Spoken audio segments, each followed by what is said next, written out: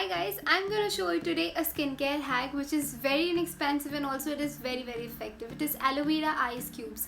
Ice cubes has plenty of benefits and here are a few of them. It improves the blood circulation in the facial muscles and also models do this before their show day. So I think we all should inculcate ice cubes in our daily skincare routine.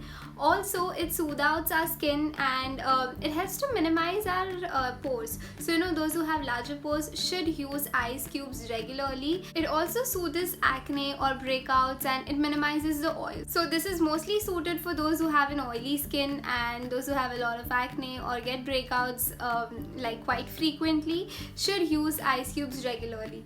This also helps to relieve your skin from sunburn. So especially this is very effective during summers, and adding aloe vera to it just soothes your skin and adds moisture to your skin. So all you need to know is the right way of using this ingredient. Instead of aloe vera you can use any other ingredient as well which suits you best, but I think that we all need hydration, moisture after a certain point of time. So I think that aloe vera is suited best and this is how you do it.